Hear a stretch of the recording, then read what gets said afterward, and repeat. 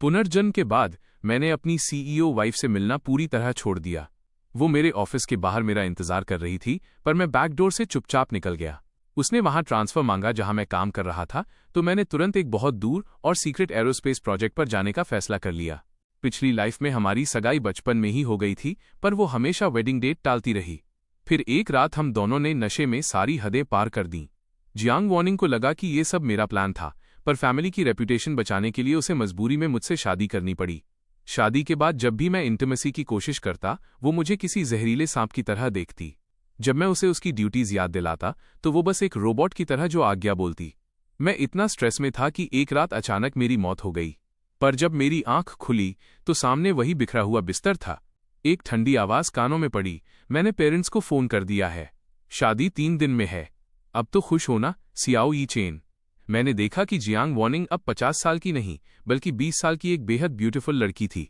मैं समझ गया कि मेरा रीबर्थ हुआ है। हमारी सगाई बचपन से तय थी, पर वो मुझे कभी पसंद नहीं करती थी। पूरे शहर में मेरा मजाक बनता था, क्योंकि वो सालों तक शादी पोस्टपोन करती रही। फिर वो एक रात वाला हादसा हुआ और उसे मुझसे शादी करनी पड़ी। मैंने उसे बेइंतहा प्यार किया। जब उसकी कंपनी को पैसों की जरूरत पड़ी, मैंने अपने परिवार की सारी एसेट्स उसे दे दी। उसे फ्रेश फ्लावर्स पसंद थे, तो मैंने पूरे आंगन को गार्डन बना दिया। 10 साल तक मैं उसकी एक मुस्कुराहट के लिए तरसा, पर अब मुझे पता है कि उसका दिल तो किसी और के लिए धड़कता था। पुरानी यादें चींटियों की तरह मेरे दिल को काट रही थीं। मैंने खुद को संभाला और उससे कहा, तुम्हें मुझसे शादी करने की कोई जरूरत नहीं है। हम ये एंगेजमेंट कैंसिल कर रहे हैं। इस बार मैं अपना कीमती वक्त उस औरत पर बर्बाद नहीं करूंगा जो मुझसे प्यार नहीं करती। ये सुनकर वो बस हंसी। सियाओ यी चेन, फिर से वही हार्ड टू गेट वाला नाटक? उसे लगा मैं गुस्से में बोल रहा हूं, क्योंकि पहले भी मैं ऐसा कर चुका था। पर इस बार मैं सीरियस था। वो बिना मेरी बात सुने वहां से चली गई। मैंने सोचा ठीक है, मैं सीधे जियांग फैमिली से बात कर लूंगा। मेरे पास करने को और भी जरूरी काम थे। मैंने अपने प्रोफेसर को फोन किया, सर, क्या मैं अब भी उस एरोस्पेस बेस वाले प्रोजेक्ट के लिए अप्लाई कर सकता हूं? प्रोफेसर हैरान थे। बिल्कुल, पर याद रखना, ये एक टॉप सीक्रेट प्रोजेक्ट है। 3 साल तक तुम ना घर आ पाओगे और ना ही किसी से कांटेक्ट कर पाओगे। सोच लो। मैंने बिना सोचे हाँ कह दिया। पिछली लाइफ में मैंने उसके लिए अपना सपना छोड़ा था, पर इस लाइफ में मैं खुद के लिए जीना चाहता था। उन्होंने कहा कि मुझे 5 दिन में निकलना होगा। मेरा कोई अपना नहीं था जिसे मैं अलविदा कह सकूं। 18 साल की उम्र में ही मेरे पेरेंट्स चल बसे थे। मैंने जियांग के पेरेंट्स को फोन करके सगाई तोड़ने की बात कही और फिर एक ऑक्शन हाउस चला गया। वहां मेरी मां की बनाई हुई एक कलाकृति लव की नीलामी हो रही थी। मैं उसे हर हाल में पाना चाहता था, पर वहां मेरी मुलाकात फिर से जियांग वॉनिंग और सॉन्ग जिनियान से हो गई। मुझे देखते ही वो भड़क गई। सियाओ यी चेन, अब ये कौन सा नया गेम है? तुमने मेरे पेरेंट्स को फोन क्यों किया? क्या तुम्हें डर नहीं लगता कि मैं अपना फैसला बदल लूंगी? वेडिंग इन्विटेशंस बंट चुके हैं, अब कुछ नहीं बदलेगा। मैंने समझाना चाहा, तुम गलत समझ रही हो, मैं सच में। उसने मुझे बीच में ही टोक दिया, बस करो अब। मैंने बोलना बंद कर दिया। 4 दिन बाद जब मैं शादी में नहीं पहुंचूंगा, तब उसे खुद समझ आ जाएगा। ऑक्शन शुरू हुआ। जियांग वॉनिंग बड़े प्यार से सॉन्ग जिनियान से बोली, जिनियान, तुम्हारा बर्थडे आ रहा है, जो पसंद हो मांग लो, मैं सब दिला दूंगी। जिनियान शर्माने का नाटक करने लगा, नहीं, आपने मुझे पाला है, वही बहुत है। ये सब बहुत एक्सपेंसिव है, मैं इसके काबिल नहीं हूं। जियांग ने प्यार से कहा, पागल मत बनो, तुम दुनिया की हर अच्छी चीज डिजर्व करते हो। सॉन्ग जिनियान की मां जियांग वॉनिंग की सबॉर्डिनेट थीं, जिन्होंने 3 साल पहले जियांग की जान बचाने के लिए अपनी जान दे दी थी। जियांग वॉनिंग ने तभी से सॉन्ग जिनियान को गोद ले लिया और उसे आंटी कहने को कहा। तब सॉन्ग बस 10 साल का था और जियांग करीब 20 की। अब साल बीत चुके हैं और वो छोटा बच्चा एक टॉल और हैंडसम जवान लड़का बन चुका है। जियांग वॉनिंग को देखते ही सॉन्ग जिनियान का चेहरा शर्म से लाल होते देख मुझे एहसास हुआ कि मैं कितना बड़ा पागल था। मैं जियांग का सॉन्ग के लिए वो प्यार कभी देख ही नहीं पाया। तभी ऑक्शनियर की आवाज गूंजी, अगली चीज है मशहूर सेरामिक मास्टरपीस लव। एक सफेद सेरामिक वेस स्टेज पर लाया गया, जिस पर एक हथनी अपने बच्चे को गले लगा रही थी। सॉन्ग जिनियान ने उसे देखते ही नजरें गड़ा दी। जियांग वॉनिंग ने तुरंत नोटिस किया, क्या तुम्हें ये पसंद है? सॉन्ग ने शर्माते हुए कहा, जी, इसे देखकर मुझे अपनी मां की याद आती है। तभी मैंने अपना पैडल उठाया और बोली लगाई, 1 करोड़। अपनी मां की आखिरी निशानी पाने के लिए मैंने मार्केट प्राइस से डबल कीमत लगा दी। पर तभी जियांग वॉनिंग ने भी बोली लगा दी, 1.5 करोड़। मैंने उसकी तरफ देखा तो वो बड़ी शान से बोली, जिनियान को ये पसंद है। मेरी आंखों में गुस्सा था, ये मेरी मां की आखिरी निशानी है। जियांग वॉनिंग सन रह गई। उसने पहली बार आर्टिस्ट का नाम देखा। बोली लगाने वाला, उसका हाथ रुकने ही वाला था। कि तभी सॉन्ग जिनियान भारी आवाज में बोला, कोई बात नहीं आंटी, वैसे भी मैं इतनी अच्छी चीजों के काबिल नहीं हूं। उसकी रोती हुई आंखें देख जियांग का दिल भर आया। उसने तुरंत स्टाफ को बुलाया और कहा, आकाश दीप स्काई लैंटर्न जला दो, ये सिरेमिक पीस मुझे हर हाल में चाहिए। इसका मतलब था कि अब कोई कितनी भी ऊंची बोली लगा ले, जियांग वॉनिंग उससे 10 लाख ज्यादा ही देगी। वो उसे किसी भी कीमत पर जीतना चाहती थी। मेरा चेहरा सफेद पड़ गया। जियांग वॉनिंग, मैंने कांपती आवाज में कहा, क्या तुम सच में ऐसा करोगी? बचपन से आज तक मैंने तुमसे कुछ नहीं मांगा, पर आज भीख मांगता हूं। प्लीज मेरी मां की आखिरी निशानी मेरे लिए छोड़ दो।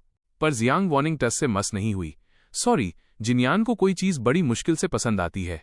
निराशा में मेरा हाथ नीचे गिर गया। भले ही मेरे पास विरासत में बहुत संपत्ति थी, पर कैश के मामले में मैं जियांग का मुकाबला नहीं कर सकता था। आखिर में मेरी मां का लव सॉन्ग जिनियान को दे दिया गया। आंटी थैंक यू, मुझे ये बहुत पसंद आया। सॉन्ग जिनियान ने उसे खुशी खुशी लिया, पर तभी अचानक उसके हाथ से वेस छूट गया। कांच टूटने की आवाज के साथ मेरी मां की आखिरी निशानी मिट्टी में मिल गई। मैं उन टुकड़ों को समेटकर घर ले आया और उन्हें जोड़ने की कोशिश करने लगा। तभी एक नौकर आया। यंग मास्टर, सॉन्ग जिनियान बाहर विला के गेट पर घुटनों के बल बैठा है। वो आपसे माफी मांगना चाहता है और कह रहा है कि जब तक आप खुद आकर उसे माफ नहीं करेंगे वो खड़ा नहीं होगा। मैंने सिर उठाए बिना कहा, मैं उससे नहीं मिलूंगा। थोड़ी देर बाद तेज बारिश शुरू हो गई। जियांग वॉनिंग गुस्से में घर के अंदर आई। सियाओ यी चेन, क्या तुम कुछ ज्यादा नहीं कर रहे? उसकी आंखों में आग थी। जिनियान 1 घंटे से बाहर घुटनों के बल बैठा है, क्या उसे माफ करना इतना मुश्किल है? मेरे हाथ रुक गए। वो अपनी मर्जी से वहां बैठा है।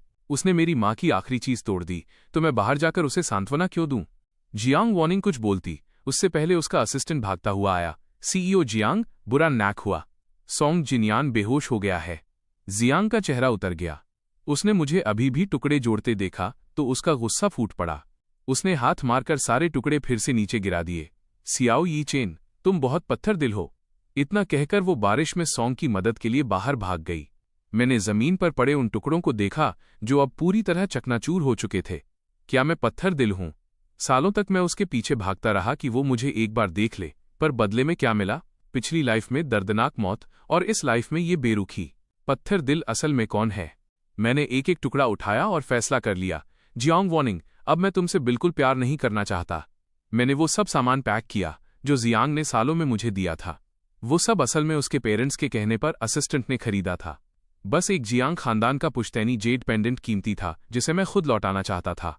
जब मैं सॉन्ग जिनियान के हॉस्पिटल रूम के बाहर पहुंचा तो अंदर से उसकी आवाज आई, आंटी, मेरे साथ इतनी अच्छी मत बनिए, मुझे इसकी आदत हो जाएगी। बाद में जब आपकी शादी हो जाएगी तो मैं कैसे रहूंगा? दरवाजे के शीशे से मैंने देखा कि जियांग वॉनिंग उसे गले लगाना चाहती थी, पर उसने खुद को रोक लिया। उसने सॉन्ग के सिर पर हाथ रखा और कहा, ये क्या बकवास है? शादी के बाद भी मैं तुम्हारा ख्याल रखूंगी। तुम मुझे अपनी सगी आंटी मान सकते हो। सॉन्ग की आंखों में निराशा थी। सिर्फ आंटी? उसने धीरे से कहा, पर शादी के बाद आपके अपने बच्चे होंगे, तब मेरा क्या होगा? तभी जियांग वॉनिंग बिना सोचे बोली, सियाओ यी चेन और मेरे कभी बच्चे नहीं होंगे। सॉन्ग हैरान रह गया, क्यों? जियांग वॉनिंग की आंखों में अजीब सी कड़वाहट थी। मैंने सियाओ यी चेन से झूठ बोला है कि मुझे बीमारी है और बच्चा होने से मेरी जान को खतरा हो सकता है। उसने वादा किया है कि वो मुझ पर दबाव नहीं डालेगा और शादी के बाद वो खुद की स्टेरिलाइजेशन नसबंदी करवा लेगा। जिनियान, मैं हमेशा सिर्फ तुम्हारा ख्याल रखूंगी, तुम्हारी आंटी रहूंगी। भविष्य में मेरी सारी जायदाद तुम्हारी ही होगी, इसलिए फिक्र मत करो। ठीक है आंटी। सॉन्ग जिनियान की आंखों में चमक आ गई। उसने खुद को जियांग वॉनिंग की बाहों में डाल दिया, जबकि मैं दरवाजे पर खड़ा पीला पड़ गया था। जियांग वॉनिंग ने वाकई मुझसे कहा था कि उसे बीमारी है और प्रेगनेंसी से उसकी जान जा सकती है। मैंने कभी उसकी बात पर शक नहीं किया, इसलिए पिछली लाइफ में शादी के बाद मैंने तुरंत स्टेरिलाइजेशन नसबंदी करवा ली थी, ताकि गलती से भी जियांग को कोई खतरा ना हो। मैंने उसे इतना संभाल कर रखा, इतनी परवाह की, पर मैंने कभी सपने में भी नहीं सोचा था कि ये सब एक झूठ था। मेरा सिर चकरा गया और मैं एक कदम पीछे हट गया। तभी जियांग वॉनिंग का बॉडीगार्ड वहां से गुजरा। मुझे दरवाजे पर देखकर वो हैरान रह गया। मैंने जल्दी से वो जेड पेंडेंट उसके हाथ में थमा दिया। ये जियांग वॉनिंग को दे देना, और बिना पीछे मुड़े वहां से चला गया। आज मेरा जन्मदिन है और चूंकि मैं शहर छोड़कर जा रहा हूं, इसलिए मैंने अपने दोस्तों के लिए एक बड़ी पार्टी रखी थी। पर अचानक जियांग वॉनिंग वहां सॉन्ग जिनियान के साथ आ गई। ये तुम्हारा गिफ्ट है, जियांग वॉनिंग ने ठंडी आवाज में कहा और एक बॉक्स मेरी तरफ फेंक दिया। मैंने बिना देर किए वो अंगूठी उसे वापस कर दी। जो सामान मैंने पिछली बार बॉडीगार्ड को दिया था, क्या वो तुम्हें नहीं मिला? अगर तुमने वो पुश्तैनी जेड देखा होता तो तुम समझ जाती कि मेरा तुमसे शादी करने का कोई इरादा नहीं है। जियांग वॉनिंग ने भौहें सिकोड़ी। मैंने वो नहीं देखा। मैंने तुमसे पहले ही कहा था कि मुझे किसी चीज की कमी नहीं है, तुम्हें मुझे गिफ्ट्स देने की जरूरत नहीं है। मैं एक पल के लिए उलझ गया, फिर समझ आया कि जियांग ने शायद उस बैग को देखा ही नहीं और लगा कि मैं उसे कोई गिफ्ट दे रहा हूं, इसलिए उसने उसे खोला तक नहीं। मुझे अपनी पिछली लाइफ याद आई। जब मैंने जियांग वॉनिंग का सामान चेक किया था तो बेसमेंट का स्टोरेज रूम धूल भरे डिब्बों से भरा था। वो सब मेरे दिए हुए गिफ्ट्स थे। उसका 25वां जन्मदिन, वो नेकलेस जिसे बनाने में मुझे हफ्ता लगा था, या वो ताबीज जिसके लिए मैं 3 दिन तक मंदिर में बैठा रहा। इतने प्यार और मेहनत से दिए गए तोहफे बिना खुले कबाड़ में पड़े थे। इसके उलट जिनयान के दिए सस्ते सितारों और मामूली कंगन को उसने तिजोरी में संभाल कर रखा था। मेरे चेहरे पर एक कड़वी मुस्कान आ गई। मैं सफाई नहीं देना चाहता था, बस मेहमानों से मिलने चला गया। पार्टी के बीच में सोंग जिनयान अचानक जियांग वॉनिंग पर गिर गया। आंटी, मुझे चक्कर आ रहे हैं। जियांग का चेहरा तुरंत उतर गया। क्या तुम बीमार हो? कुछ गलत खा लिया क्या? चलो हॉस्पिटल चलते हैं। वो बिना किसी को कुछ बोले जिनयान को लेकर बाहर निकल गई। मुझे लगा कि पार्टी का होस्ट होने के नाते अगर सोंग को कुछ हुआ तो जिम्मेदारी मेरी होगी, इसलिए मैं उनके पीछे गया। पर जियांग वॉनिंग की बेंटली कार के पास पहुंचते ही मुझे सोंग जिनयान की तड़पती आवाज सुनाई दी। आंटी, मुझे बहुत गर्मी लग रही है, यहाँ नीचे बहुत दर्द हो रहा है। शीशा खटखटाने के लिए बढ़ा, मेरा हाथ रुक गया। बाहर खड़े होकर भी मैं समझ सकता था कि अंदर क्या हो रहा है। जियांग वॉनिंग परेशान होकर बोली, जिनयान, तुम्हें किसी ने ड्रग दे दिया है, मैं तुम्हें हॉस्पिटल ले चलती हूँ। पर जिनयान ने उसे कसकर पकड़ लिया। बहुत देर हो चुकी है आंटी, मुझे बहुत दर्द हो रहा है। प्लीज आंटी, मुझे सिर्फ आप चाहिए। लड़के की गहरी आवाज ने जियांग के संयम को तोड़ दिया। ठीक है, उसने धीरे से कहा, और फिर वो लड़का एक जानवर की तरह उस पर टूट पड़ा। मैंने अपनी आंखों के सामने कार को बुरी तरह हिलते देखा और जियांग की ऐसी आवाजें सुनी जो मैंने 20 साल की शादी में कभी नहीं सुनी थी। पिछली लाइफ में हमारी इंटीमेसी उंगलियों पर गिनी जा सकती थी, पर आज मुझे समझ आया कि उसे इन चीजों में कोई दिलचस्पी नहीं थी। ऐसा नहीं था, बस उसे मुझमें दिलचस्पी नहीं थी। मैं वहां से हट गया। शायद यही बेहतर है। इस जन्म में सबको वही मिल रहा है जो वो चाहते हैं।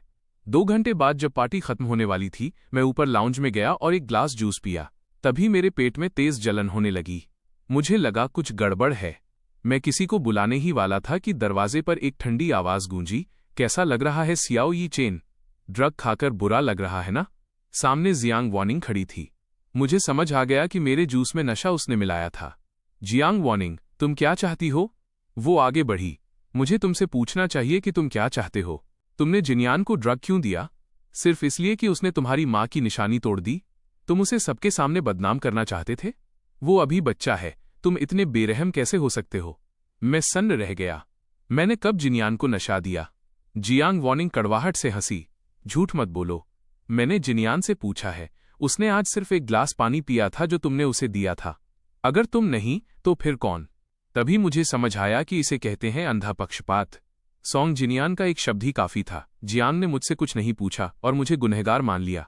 पागल औरत। मैं हंसा और एम्बुलेंस बुलाने के लिए फोन उठाया, पर जियांग ने फोन छीन लिया। ये नशा बहुत तेज है। एम्बुलेंस तुम्हारी मदद नहीं कर पाएगी। तुम्हारे पास बस एक ही रास्ता है, मुझसे भीख मांगो। किस बात की भीख? इस नशे से छुटकारा दिलाने के लिए, जियांग वॉनिंग ने मुस्कुराते हुए कहा। पर मेरी एक शर्त है, तुम्हें घुटनों के बल बैठकर जिनयान से माफी मांगनी होगी, तभी मैं तुम्हारी मदद करूंगी। मैं उसे देखता रह गया। अभी कार में सोंग जिनयान के साथ मजे करके आई थी और अब मुझे नशे की हालत में घुटनों पर बैठने को कह रही थी। उस पल मुझे अपने जीवन की सबसे बड़ी घिन महसूस हुई। जियांग वॉनिंग मेरे और करीब आई। सियाओ यी चेन, अब ये किस बात का नाटक है? क्या तुम यही नहीं चाहते थे? उसने ठंडी आवाज में कहा। तुमने पहले भी मुझे शादी के लिए मजबूर करने के लिए ऐसी ही चालें चली थीं। अब मैं बस तुम्हें तुम्हारे पापों की माफी मंगवा रही हूं। इसमें गलत क्या है? अब मैं और बर्दाश्त नहीं कर पाया। मैंने उसे झटके से पीछे धकेला, मेज पर रखी कैंची उठाई और सपाट लहजे में बोला, मुझे घुटनों पर झुकाना और सोंग जिनयान से माफी मंगवाना? ये सपना देखना छोड़ दो। इतना कहते ही मैंने बिना सोचे वो कैंची अपनी जांघ थाई में घोंप दी। जियांग वॉनिंग का चेहरा अचानक उतर गया। सियाओ यी चेन, ये क्या कर रहे हो? पर मैंने उसकी तरफ देखा तक नहीं। मैं बस बार बार कैंची अपनी जांघ में मारता रहा। मेरी व्हाइट शर्ट खून से लाल हो चुकी थी। जियांग वहीं जम गई। उसके दिमाग में बस एक ही बात आई कि मैं उससे दूर रहने के लिए खुद को जान से मार सकता हूं, पर उसके साथ नहीं रह सकता। सियाओ यी चेन, वो चिल्लाई और मेरा हाथ पकड़ लिया। कैंची नीचे गिर गई। दर्द इतना भयानक था कि मेरा धुंधला पड़ा दिमाग थोड़ा साफ हुआ। तभी नीचे से तालियों की आवाज आई। सब लोग मेरा इंतजार कर रहे थे कि बर्थडे बॉय आकर कुछ बोले। मैंने उस जानलेवा दर्द को सहा, जियांग को साइड किया और नीचे चला गया। मुझे खून से लथपथ देखकर सबकी सांसें रुक गईं, पर मेरे चेहरे पर कोई शिकन नहीं थी। मैंने अपना ग्लास उठाया, सबकी तरफ देखकर मुस्कुराया और कहा, हैप्पी बर्थडे टू मी, एक सुनहरे भविष्य के लिए। इतना कहकर मैं चीख पुकार के बीच बेहोश हो गया। जियांग वॉनिंग मुझे पकड़ने के लिए दौड़ी। मैं 1 दिन और 1 रात तक बेहोश रहा। हॉस्पिटल से डिस्चार्ज होकर जब मैं घर लौटा और अपना लगेज पैक करने लगा, तभी जियांग वॉनिंग सॉन्ग जिनियान के साथ वहां आ गई।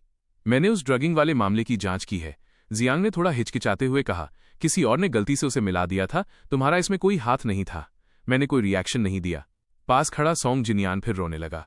अंकल, मैंने बस कुछ बकवास कह दी थी, जिसकी वजह से आंटी ने आपको गलत समझ लिया। मैंने आपके और आंटी के लिए खुद वेडिंग सूट डिजाइन किया है, इसे मेरा बर्थडे गिफ्ट समझिए। मैंने उन कपड़ों की तरफ देखा और पिछली लाइफ की यादें ताज़ा हो गईं। मैं कड़वाहट से हंसा, क्या तुम कपड़े डिजाइन करते वक्त साइज चेक नहीं करते? मैं इस सूट में फिट कैसे आऊंगा? पिछली लाइफ में भी सॉन्ग जिनियान मेरे लिए खुद का डिजाइन किया हुआ सूट लाया था। जियांग ने मेरा पसंद किया हुआ कस्टम सूट रिजेक्ट कर दिया और मुझे वही छोटा और टाइट सूट पहनने को मजबूर किया। शादी से 2 दिन पहले मैंने पानी तक नहीं पिया था और शादी के वक्त बेहोश हो गया था, पर इस लाइफ में मैं इतना बेवकूफ नहीं बनूंगा। मेरी बात सुनकर सॉन्ग का चेहरा सफेद पड़ गया। आई एम सॉरी, मैं सूट डिजाइन करते वक्त ये सोच रहा था कि अगर मैं दूल्हा होता तो, इसलिए गलती से। जियांग वॉनिंग ने उसे हैरानी से देखा। सॉन्ग ने घबराकर अपना मुंह ढक लिया, जैसे उसकी जबान फिसल गई हो। माहौल अजीब हो गया। तभी मैं हंसा, अगर ऐसी बात है तो ये सूट तुम ही पहन लो। जियांग वॉनिंग भड़क गई, क्या बकवास कर रहे हो? मैं जिनियान की आंटी हूं। मैं मुस्कुराया, देखा गुनहगार लोग कितनी जल्दी भड़क जाते हैं। चलो फिर कोई और पहन लेगा। मुझे उन्हें एक्सपोज करने में कोई दिलचस्पी नहीं थी। मैंने बस साफ कह दिया, जो भी हो मैं ये नहीं पहनूंगा। तुम्हारा मतलब क्या है? जियांग ने अपनी भौहें सिकोड़ी। मैंने अपना सिर उठाकर एक एक शब्द साफ कहा, मतलब साफ है, मैं तुमसे शादी नहीं करना चाहता। कल मैं शादी में भी नहीं आऊंगा। जियांग वॉनिंग को लगा मैं फिर से वही हार्ड टू गेट वाला नाटक कर रहा हूं, पर मेरी ठंडी नजरों ने उसे चुप करा दिया। उसकी नजर मेरी पट्टी बंधी जांघ पर पड़ी। उसे याद आया कि कैसे मैंने उसे छूने से बचने के लिए खुद को कैंची मार ली थी। उसे बुरा लगा, पर उसे अब भी यही लग रहा था कि मैं बस थोड़े वक्त के लिए नाराज हूं। उसने पास पड़े सूट को देखा। मुझे लगा वो फिर मुझे भूखा रहने को कहेगी, पर वो बोली, अगर तुम्हें पुराना कस्टम सूट ही पसंद है तो वही पहन लेना। जिनियान ने चौंक कर उसे देखा। आंटी। जियांग ने उसका सिर सहलाया। कोई बात नहीं, तुम अगली बार कुछ और डिजाइन कर लेना। जियांग उसे लेकर चली गई, पर थोड़ी ही देर में सॉन्ग जिनियान वापस आ गया। वो अब सहमा हुआ नहीं था, उसकी आंखों में नफरत थी। सियाओ यी चेन, तुमने कल कार में सब देख लिया था ना? मैंने सीधा जवाब नहीं दिया, बस पूछा, क्या तुमने खुद को ड्रग दिया था? सॉन्ग ने मना नहीं किया। हाँ, आंटी मुझे हमेशा से चाहती थी, मैंने बस उन्हें एक मौका दिया। मुझे अब पक्का यकीन हो गया था कि उनका प्यार दोनों तरफ से है। मैंने कहा, मैं तुम दोनों की खुशियों की दुआ करता हूं। ये सुनते ही सॉन्ग गुस्से से पागल हो गया। सियाओ यी चेन, ये नाटक बंद करो। पहले तुम एक पालतू कुत्ते की तरह थे और अब नया ड्रामा सीख लिया है। तुम्हें लगता है कल खुद को कैंची मारने से आंटी तुम्हें अलग नजरों से देखेंगी? भूल जाओ, आज मैं तुम्हें दिखाऊंगा कि वो सच में किसकी परवाह करती हैं। इतना कहते ही वो मुझ पर झपटा और उसने एक कपड़े से मेरा मुंह और नाक दबा दिया। एक तीखी गंध मेरे दिमाग पर छाने लगी। मैंने बचने की कोशिश की, पर मेरी जांघ जख्मी थी और मुझमें बिल्कुल जान नहीं थी। घर के नौकर भी जा चुके थे, क्योंकि हमारी बात बहुत प्राइवेट थी। मैं मुकाबला नहीं कर पाया और बेहोश हो गया। जब मेरी आंख खुली तो चारों तरफ आग की लपटें थीं। सॉन्ग जिनियान मेरे बगल में लेटा था। मुझे तुरंत समझ आ गया कि क्या हुआ है। मैंने गुस्से में उसकी तरफ देखा। तुमने मेरे घर में आग लगा दी? क्या तुम पागल हो? सॉन्ग जिनियान कड़वाहट से हंसा। तुम्हें लगता था कि उसके दिल में तुम्हारे लिए कोई जगह है? आज मैं तुम्हें दिखाऊंगा कि वो मुझसे कितना प्यार करती है।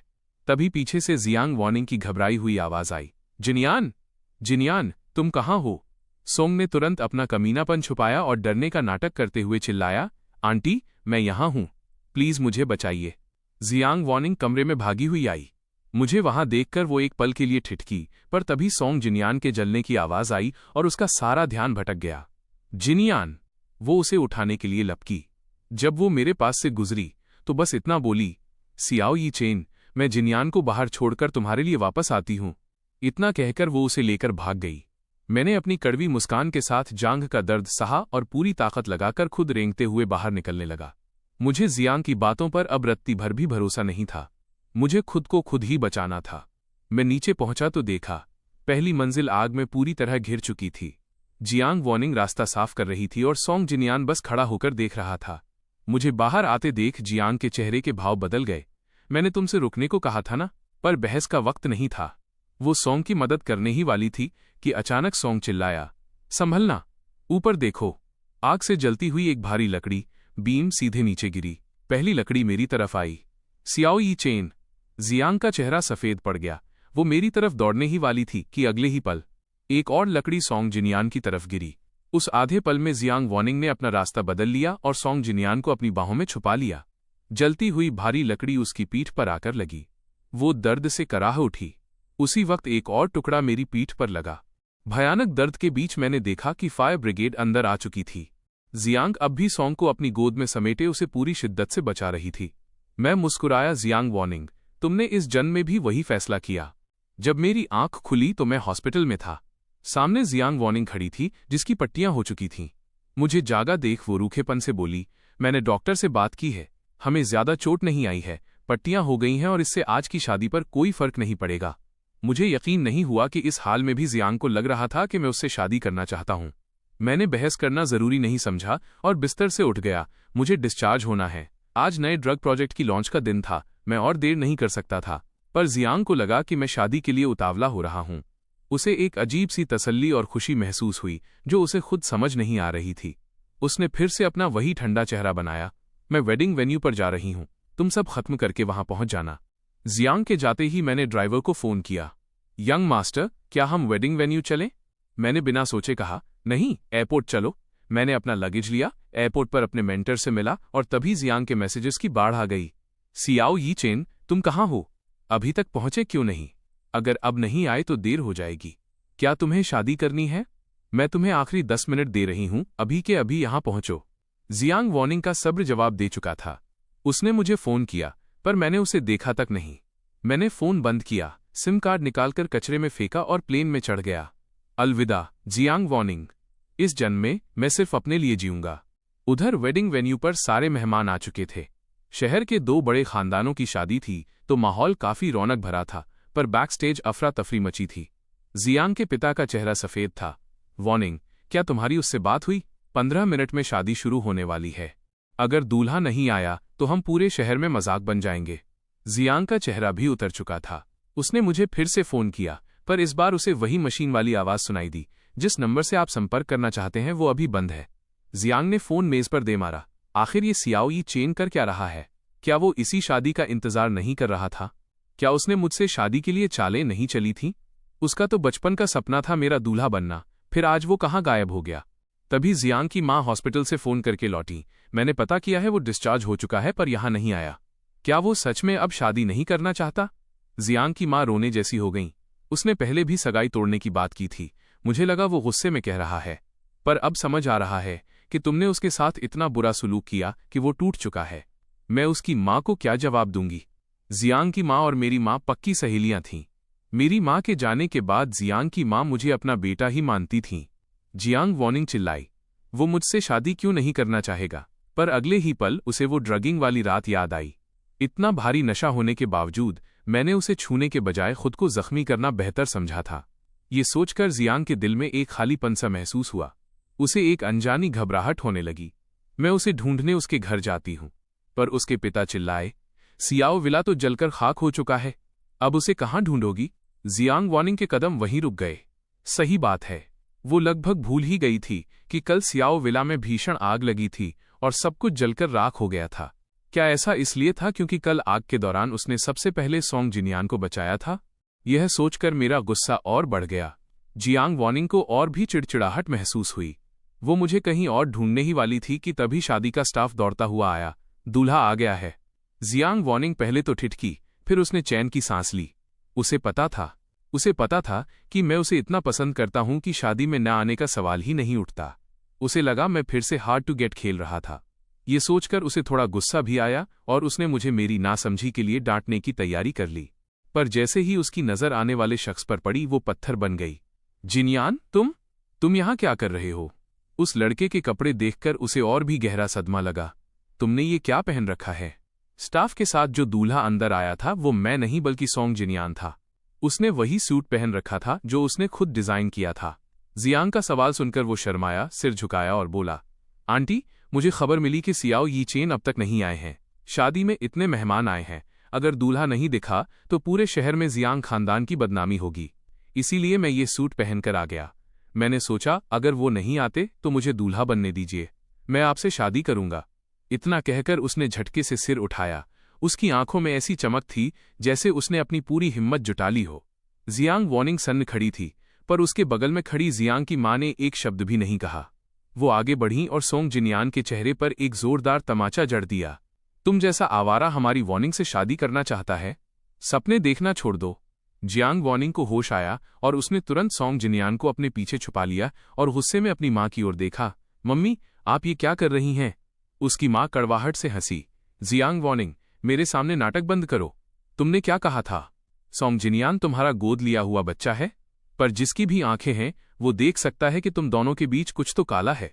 मुझे सच बताओ, क्या इसी लड़के की वजह से ये चेन सगाई तोड़ना चाहता है? जियांग वार्निंग की पुतलियां सिकुड़ गईं।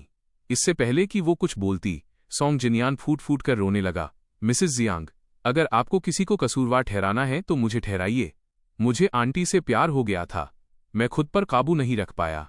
मैंने ही आंटी से हाथ जोड़े थे कि वो मेरे करीब आएं। ये सब मेरी गलती है, इसमें आंटी का कोई हाथ नहीं है। उसकी मां को लगभग चक्कर आ गया। तुम दोनों साथ सो भी चुके हो? मैं तुम्हें जान से मार दूंगी, तुम बेशर्म जोड़े। इतना कहकर वो सोंग और जियांग को मारने के लिए लपकी, पर जियांग के पिता दहाड़े। बस बहुत हुआ, तब जाकर वो रुकीं। पिता ने सोंग जिनियान को देखा, काफी देर तक सोचा और फिर बोले, इस मोड़ पर सोंग जिनियान को दूल्हा बनाना ही एकमात्र रास्ता है। सोंग जिनियान की आंखों में तुरंत चमक आ गई।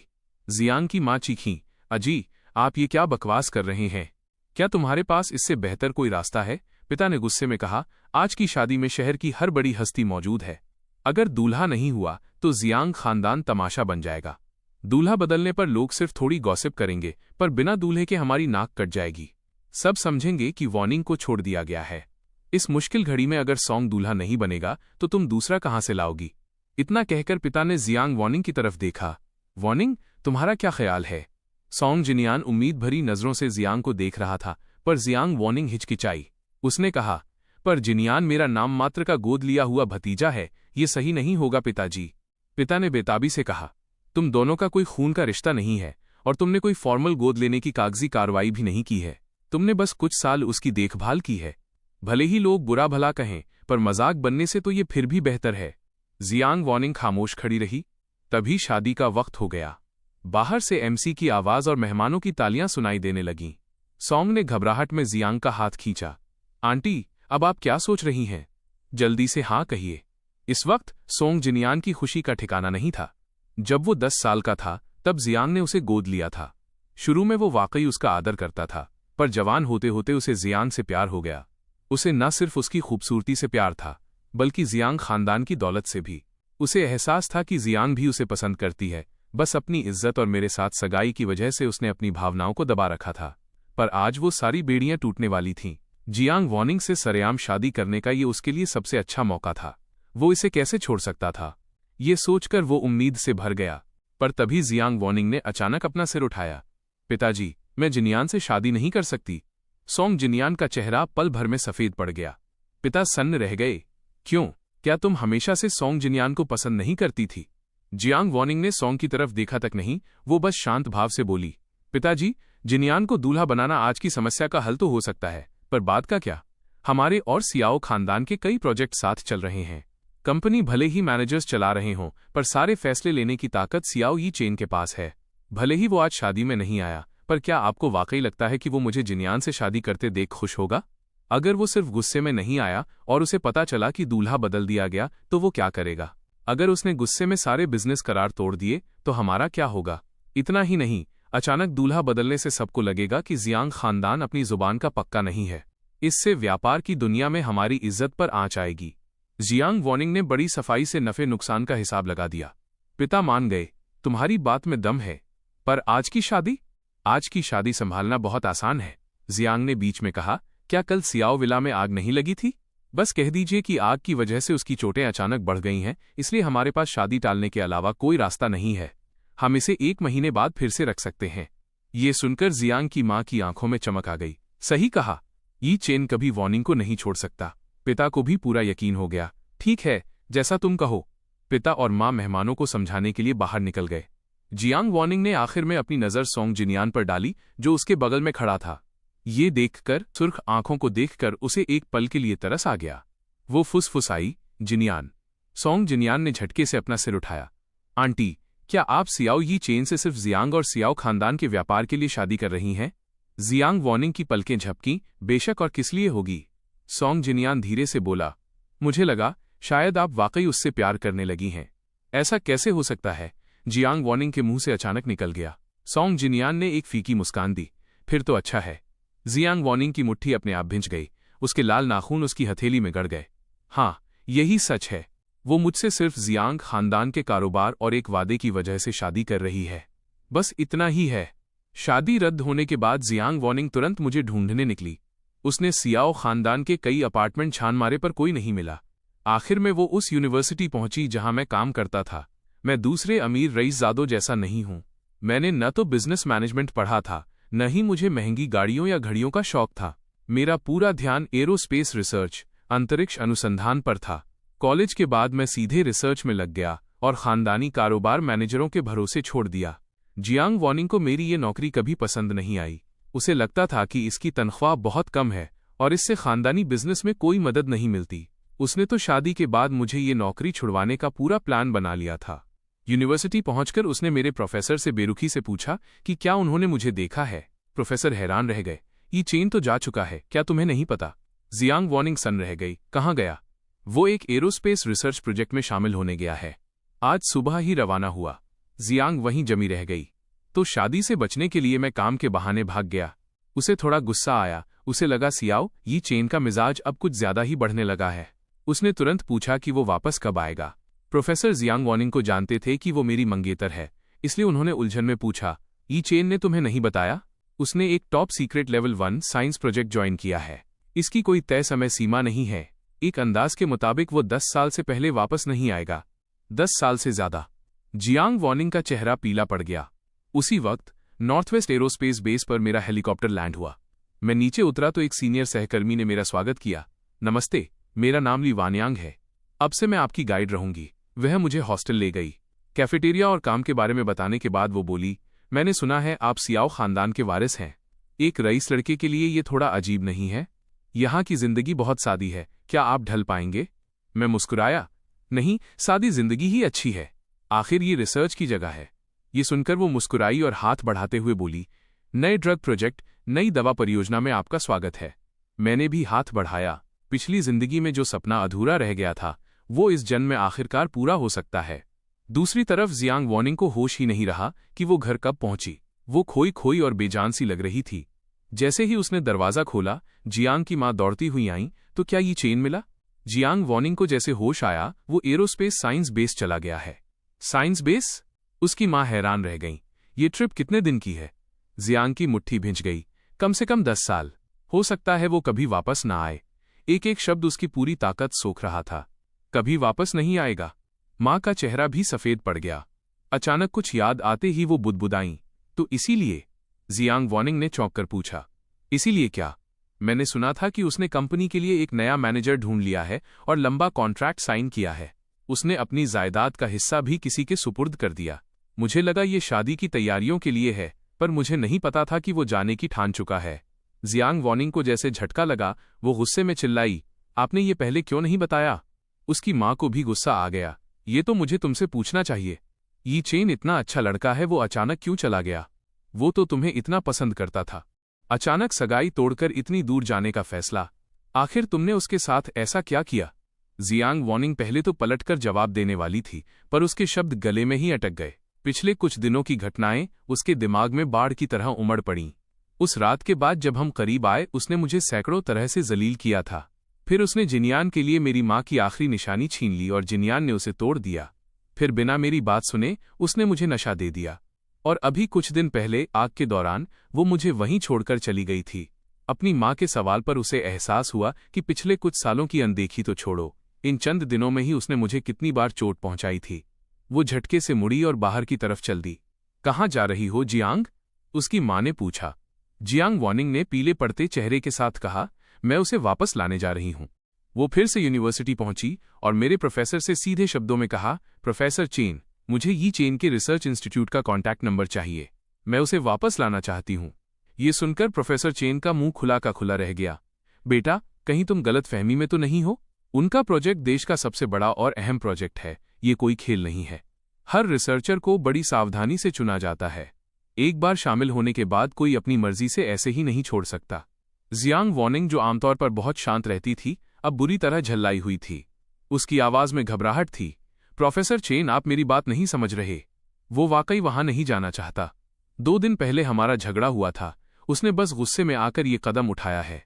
वो बस मुझसे चिढ़ा हुआ है। हाँ, इस मोड़ पर भी जियांग वॉनिंग को यही लग रहा था कि मैंने ये सब पिछले कुछ दिनों की बातों की वजह से किया है। उसे लगा कि मैं बस जल्दबाजी में फैसला ले रहा हूं। वो आगे बोली, उसे कुछ ही दिनों में पछतावा होने लगेगा। इससे प्रोजेक्ट का काम रुकेगा, इसलिए बेहतर है कि मैं उसे अभी वापस ले आऊं। ये सुनकर प्रोफेसर चेन फिर से हैरान रह गए। क्या तुम वाकई गलतफहमी में हो? यी चेन का इस प्रोजेक्ट में शामिल होना पिछले 2 दिनों का फैसला नहीं था। जियांग वॉनिंग अब सन्न रह गई। जब वो रिसर्च इंस्टीट्यूट से बाहर निकली तो वो सुध बुध खो चुकी थी। प्रोफेसर चेन के शब्द उसके कानों में गूंज रहे थे।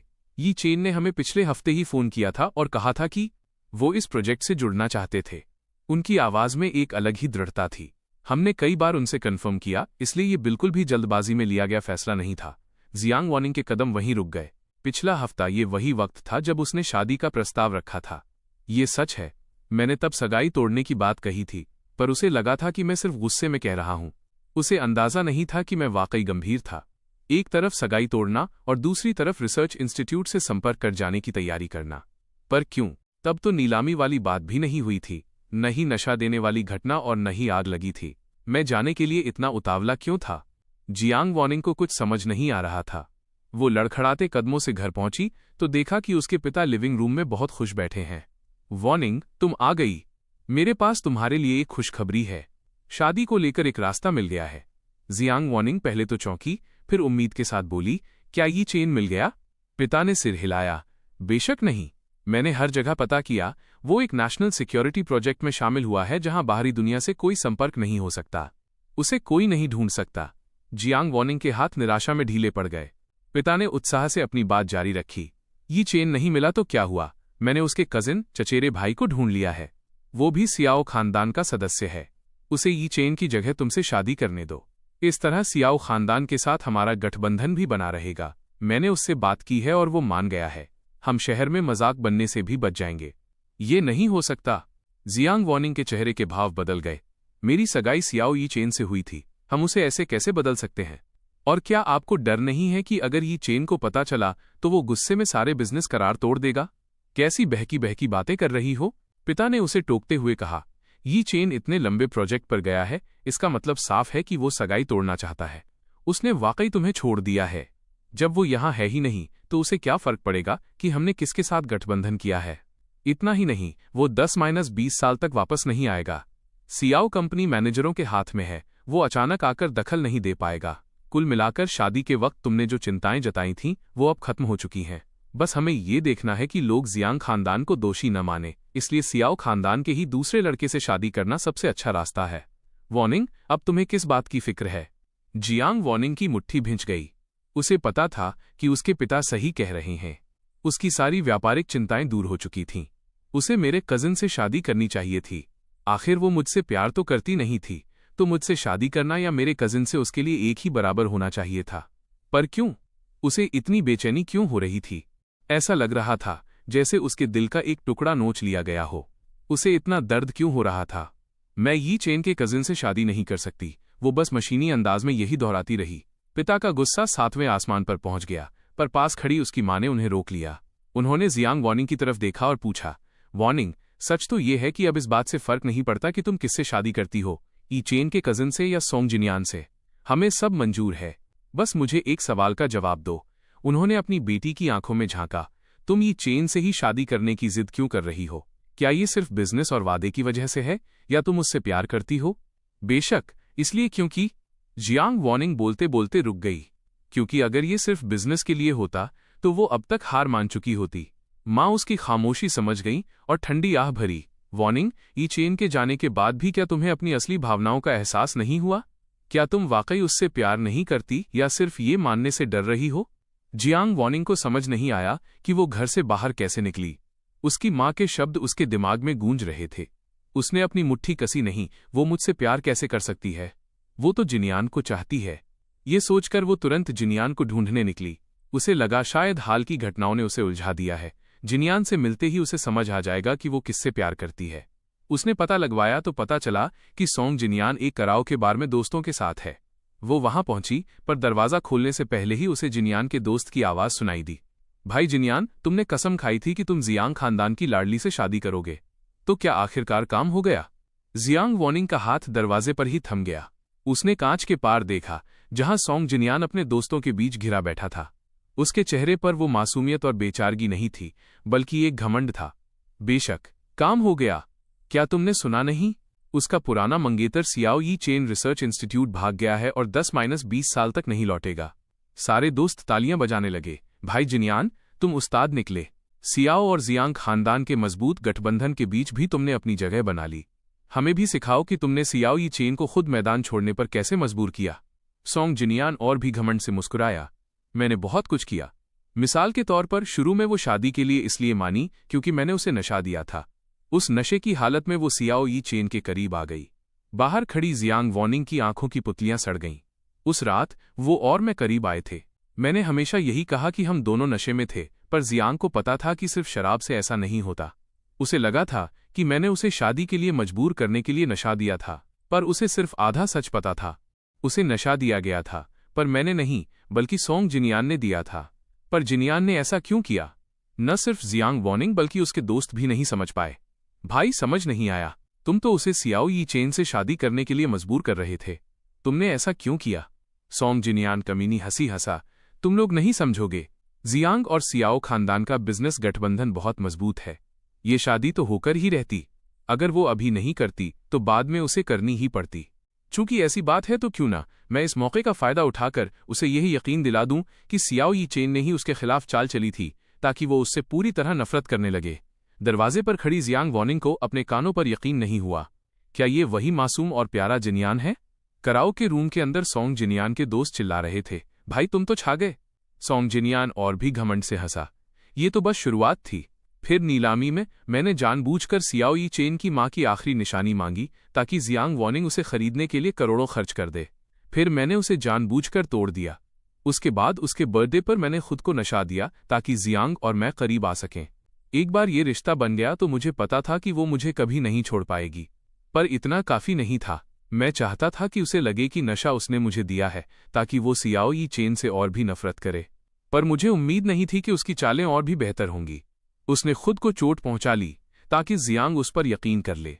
उस वक्त उसे फंसाना काम नहीं आया, पर कोई बात नहीं, मैंने फिर कुछ बड़ा किया। मैंने सीधे सियाओ विला में आग लगा दी। खतरे के उस पल में उसने कुदरती तौर पर मुझे बचाया, उसे नहीं। सियाओ यी चेन ने आखिरकार उसे पूरी तरह छोड़ दिया। हा। दरवाजे के बाहर जियांग वॉनिंग के चेहरे से खून उतर गया। उसे अंदाजा नहीं था कि हाल की ये सारी घटनाएं सोंग जिनियान की सोची समझी साजिश थीं। सोंग जिनियान कमरे में अपनी अकड़ दिखा रहा था। हा, मैंने ये सब सिर्फ इसलिए किया ताकि सियाओ यी चेन उससे मायूस होकर खुद ही पीछे हट जाए। मुझे यकीन नहीं था कि मैं वाकई कामयाब हो जाऊंगा। वो बेवकूफ दुम दबाकर भाग गया। अब जियांग खानदान के दामाद की कुर्सी मेरी है। सोंग जिनियान हवा में उड़ रहा था, पर तभी अचानक धड़ाम। दरवाजा बाहर से जोर से खुला। अंदर आती हुई पीली पड़ चुकी औरत को देखकर सोंग जिनियान की हंसी जम गई। उसका चेहरा पल भर में सफेद पड़ गया। आंटी। सोंग घबरा गया और फिर से अपनी मासूमियत का मुखौटा पहनने की कोशिश करने लगा, पर अब बहुत देर हो चुकी थी। जियांग वॉनिंग सीधे उसके पास गई और उसके चेहरे पर एक जोरदार तमाचा जड़ दिया। उसके दोस्त डरकर वहां से भाग निकले। अब वहां सिर्फ जियांग वॉनिंग और सोंग जिनियान बचे थे। सोंग जिनियान, जियांग ने दांत पीसते हुए कहा, तुमने इतने सालों तक मुझे इतने बेरहमी से धोखा दिया। जियांग ने उन दिनों को याद किया जब वो पहली बार सोंग से मिली थी। उसकी मां की मौत हुई थी और वो छोटा बच्चा रोती आंखों से पूछ रहा था कि उसकी मां कहां गई। उस वक्त अपराध बोध और तरस की वजह से उसने इस बच्चे का ख्याल रखने का फैसला किया था। शुरू में ये वाकई जिम्मेदारी और लगाव था, पर फिर वो लड़का बड़ा होने लगा। वो उन तमाम रईस लड़कों से अलग था जिन्हें जियांग जानती थी, जो महंगी गाड़ियां चलाते थे और दूसरों को नीचा दिखाते थे। पर सोंग जिनियान हमेशा डरा हुआ और असुरक्षित लगता था, जैसे उसे लगता हो कि वो किसी भी चीज के लायक नहीं है। इसी तरस ने जियांग को ये सोचने पर मजबूर कर दिया कि वो सॉन्ग से प्यार करती है। पर अब जब उसने सॉन्ग का असली चेहरा देख लिया तो उसे सिर्फ धोखा खाए जाने का गुस्सा महसूस हुआ, कोई दुख या निराशा नहीं। क्यों? अगर वो वाकई सॉन्ग से प्यार करती तो क्या उसका दिल नहीं दुखता? इसके उलट जब वो मेरे बारे में सोच रही थी तब उसे वो दम घोंटने वाला दर्द महसूस हो रहा था। मेरी माँ की टूटी हुई निशानी और मेरा पीला पड़ा चेहरा, नशे की हालत में मेरा खुद को कैंची मारना, आग की लपटों के बीच उसे बिना किसी हैरानी के शांति से देखना। जियांग को लगा जैसे उसकी सांसें रुक रही हों। उसका सारा गुस्सा अब सॉन्ग जिनियान पर फूट पड़ा। उस पल वो वाकई उसे जान से मार देना चाहती थी। सॉन्ग ने उसकी आंखों में मौत देखी और बुरी तरह कांपने लगा। वो हकलाते हुए बोला, आंटी प्लीज, मेरी माँ की खातिर। जियांग वॉनिंग की पुतलियां सिकुड़ गईं और उसकी आंखों से जान लेने वाला गुस्सा धीरे धीरे गायब हो गया। सॉन्ग जिनियान, वो रूखेपन से बोली। उसकी आवाज में अब पहले जैसी ममता नहीं थी, सिर्फ एक अजनबी वाली ठंडक थी। तुम्हारी माँ का मुझ पर जो एहसान था वो मैंने इन सालों में चुका दिया है। आज के बाद तुम्हारा और मेरा कोई रिश्ता नहीं है। इतना कहकर वो मुड़ी और चली गई। पीछे से सॉन्ग उसका नाम पुकारता रहा पर उसने मुड़कर नहीं देखा। जियांग वॉनिंग घर पहुंची तो उसने लिविंग रूम में बहुत सारा सामान देखा। उसने भौहें सिकोड़ी, ये सब क्या है? जियांग की माँ बेरुखी से बोली, ये चेन ने पहले कुछ सामान भेजा था, मैंने आज ही उसे तरतीब से रखा है। साथ ही सामान जमाते वक्त मुझे बहुत सी ऐसी चीजें मिली जो तुमने बेसमेंट में फेंक दी थीं। देखो ये क्या है? सामने 2 ढेर थे। एक ढेर उस सामान का था जो मैंने उसे भेजने को कहा था, वे सारे तोहफे जो उसने मुझे कभी दिए थे। उसने उन पर नजर डाली। वे सब तोहफे उसके असिस्टेंट ने खरीदे थे। उसे तो खुद याद भी नहीं था कि उसने क्या दिया था। जियांग की आंखें भर आईं। जाने से पहले मैं उन्हें सब कुछ वापस कर देना चाहता था। उसकी नजर दूसरे ढेर पर पड़ी हुए तोहफे थे जो मैंने उसे दिए थे। उसे अब याद आया कि मुझे उसे तोहफे देना कितना पसंद था। जन्मदिन, सालगिरह, हर त्योहार पर मैं उसे कुछ न कुछ देता था। वो इन चीजों से ऊब चुकी थी, इसलिए बाद में उसने इन्हें खोलना ही बंद कर दिया और बेसमेंट में फेंक दिया। अब जब उसकी माँ ने उन्हें बाहर निकाला तो जियांग वॉनिंग एक एक करके धूल जमी उन चीजों को खोलने लगी। जिस साल उसने यूनिवर्सिटी का एंट्रेंस एग्जाम दिया था, मैंने उसके लिए मंदिर में जाकर धागा, एम्यूलेट मांगा था। उसे याद आया कि उस मंदिर में आधी रात से 10 घंटे की लाइन लगानी पड़ती थी। पिछले साल उसके बर्थडे पर मैंने उसे वो पसंदीदा बैग लाकर दिया था जिसके लिए डिजाइनर से खुद बात करनी पड़ती थी। पिछले महीने उसने बातों बातों में कहा था कि उसे एक फिल्म कंपनी पसंद है, पर वो उसे खरीद नहीं पा रही। पता चला कि मैंने उसके लिए बातचीत की थी और वो तोहफा शेयर ट्रांसफर एग्रीमेंट था। ऐसी कितनी ही चीजें थीं जिनमें मेरा सच्चा प्यार छिपा था, पर मैंने कभी नहीं सोचा था कि इनमें से एक भी डिब्बा खोला नहीं गया होगा। जियांग वॉनिंग का दिल जैसे फटने को था। उसने क्या कर दिया था? उसने एक सच्चे इंसान के दिल को पैरों तले रौंद दिया और एक झूठ से भरे इंसान को पलकों पर बिठाया। वो कांप रही थी, तभी उसकी नजर सबसे आखिरी तोहफे पर पड़ी। उसकी आंखें अचानक चमक उठीं। उसे याद आया कि ये आखिरी तोहफा मैंने उसे बस कुछ ही समय पहले दिया था। 2 दिन पहले ही तो दिया था। अगर मैं वाकई उसे पहले ही छोड़ देना चाहता तो मैं उसे तोहफा ही क्यों देता? इस पल जियांग वॉनिंग को लगा जैसे उसके हाथ में आखिरी उम्मीद की किरण आ गई हो। वो उस तोहफे को खोलने के लिए तड़प उठी, पर जैसे ही उसने अंदर की चीज देखी वो पत्थर बन गई। वह जियांग खानदान का पुश्तैनी जेड पेंडेंट नगीना था। तो मैंने जो उसे दिया था वो कोई तोहफा नहीं था, बल्कि मैं उसकी सगाई की निशानी उसे वापस लौटाना चाहता था। मैं वाकई उससे पूरी तरह रिश्ता तोड़ देना चाहता था। जियांग वॉनिंग के दिल की आखिरी उम्मीद भी चकनाचूर हो गई। वो आखिर इसे बर्दाश्त नहीं कर पाई और उसकी आंखों के आगे अंधेरा छा गया। वॉनिंग को तेज बुखार आ गया। डॉक्टर ने कहा कि बहुत ज्यादा सदमे और भावनाओं के उफान की वजह से उसकी तबीयत इतनी बिगड़ गई है। वो 3 दिन और 3 रात बीमार रही और उसे होश नहीं आया। बेहोशी में वो बार बार नाम बड़बड़ाती रहती, कभी सॉन्ग जिनियान तो कभी मेरा। उसके माता पिता बेहद चिंतित थे। 3 दिन बाद जियांग वॉनिंग को आखिरकार होश आया। जियांग की माँ दौड़कर पास आईं। वॉनिंग, तुम आखिरकार जाग गई। तुम 3 दिन से बेहोश थीं। तुमने तो मेरी जान ही निकाल दी थी, पता है तुम्हें? इतना कहने के बाद उन्हें अचानक एहसास हुआ कि जियांग वॉनिंग पहले जैसी नहीं लग रही थी। ऐसा लग रहा था जैसे वो कोई और ही इंसान हो। माँ डर गईं और उनकी आवाज कांपने लगी। वॉनिंग, मुझे डराओ मत, क्या तुम ठीक हो? तब जाकर जियांग वॉनिंग को होश आया। उसके चेहरे के भाव तो वही थे जिन्हें उसकी माँ जानती थी, पर उसकी नजरों में एक अजीब सी गहराई थी। मम्मी, मैंने एक सपना देखा, वो धीरे से बोली। उस सपने में यी चेन ने मुझसे शादी की थी, पर मैंने उसे धोखा दिया। ये सुनकर जियांग की माँ की आंखें फिर भर आईं। बेटा, तुम्हें क्या हो गया है? वह सुबकते हुए बोली, यी चेन तुम्हें तब इतना पसंद करता था, पर तुमने उसकी कद्र नहीं की। अब जब वो चला गया है तो तुम दिन रात उसी के सपने देख रही हो। पर तुम चाहे जितने सपने देख लो वो वापस नहीं आ सकता। जियांग वॉनिंग ने भौहें सिकोड़ी। उसे अच्छे से पता था कि वो सपना सिर्फ मेरी याद में नहीं आया था। वो सपना बहुत अजीब और बहुत असली था। ऐसा लग रहा था जैसे सब कुछ सच में घट चुका हो।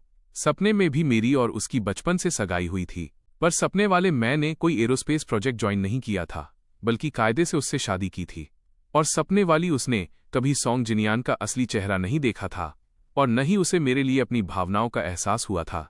इसलिए सपने में उसने मेरे साथ बहुत बुरा बर्ताव किया।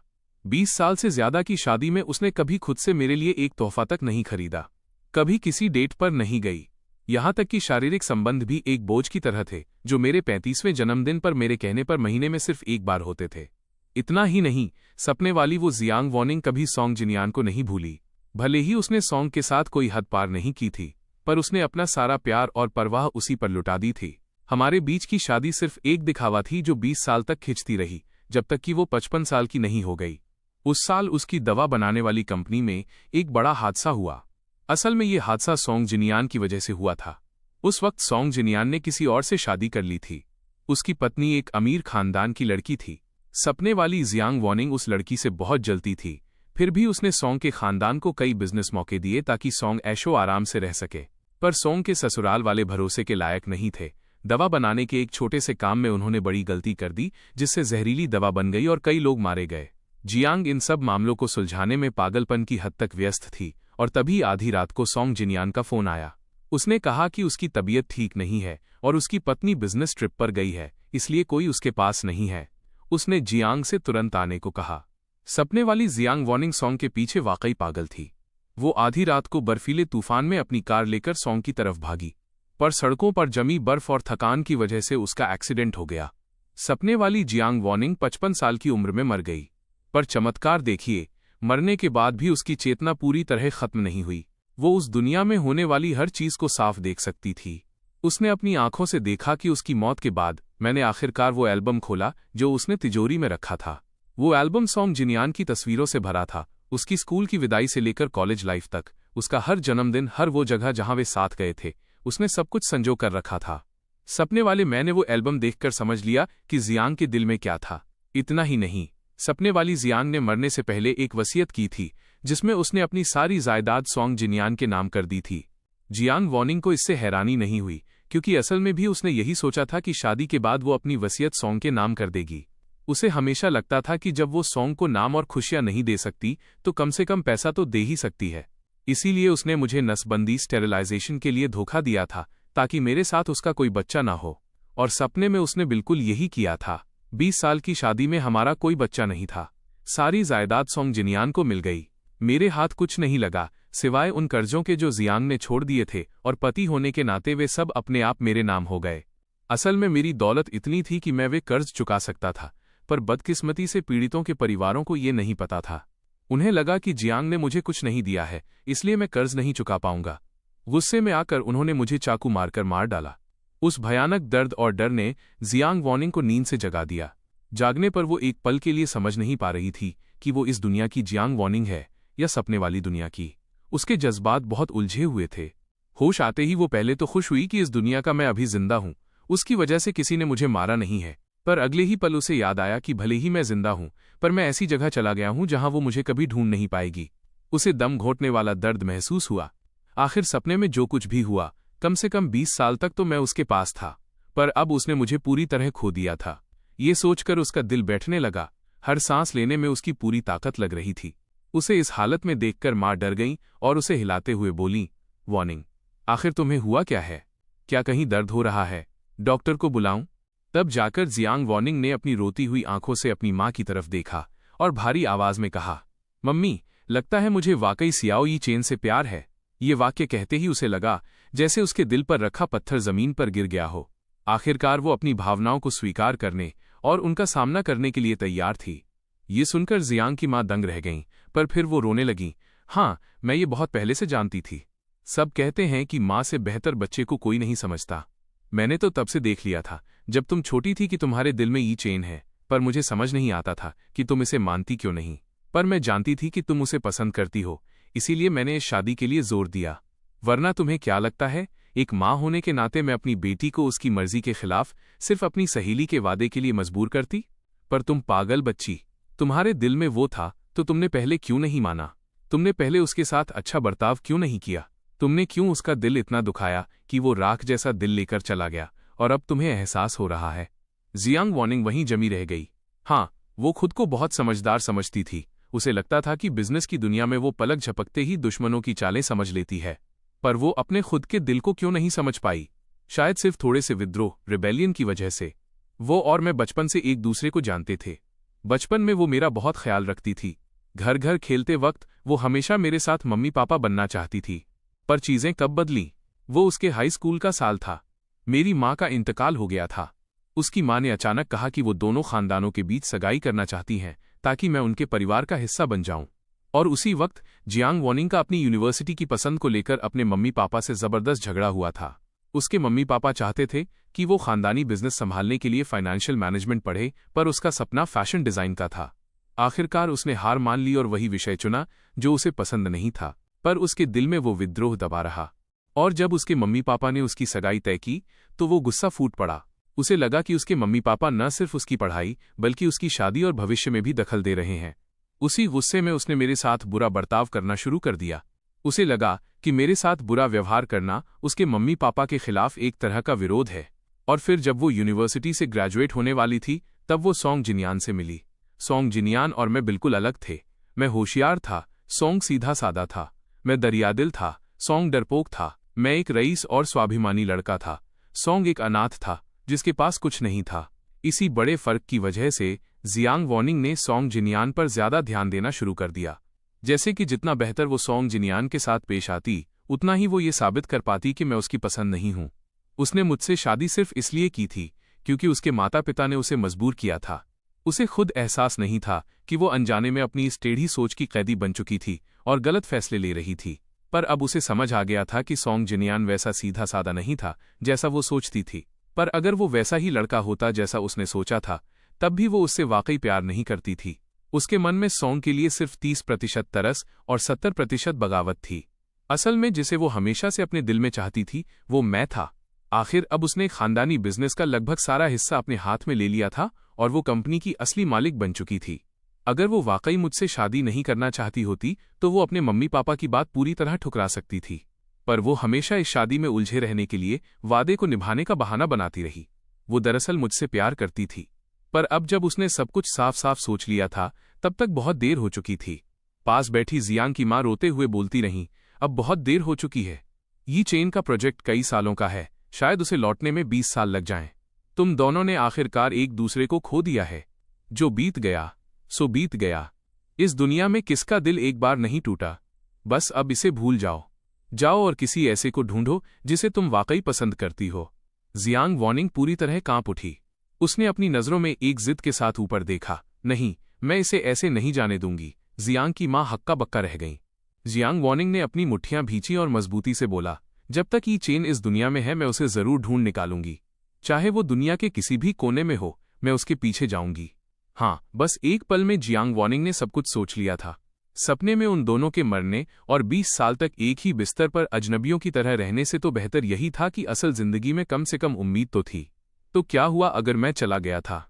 जब तक मैं इस दुनिया में जिंदा था वो मुझे ढूंढ सकती थी। इसके अलावा उसे यकीन था कि चूंकि मैं उसे इतना पसंद करता था तो मैं उसे इतनी आसानी से नहीं छोड़ सकता था। बस पहले उसने मेरे साथ बहुत बुरा बर्ताव किया था जिससे मैं हार मान गया और कुछ समय के लिए दूर भागना चाहता था। पर अब उसे भी अपने असली दिल का एहसास हो गया था। अगर वो सही से मेरा पीछा करे तो वे अभी भी एक हो सकते थे।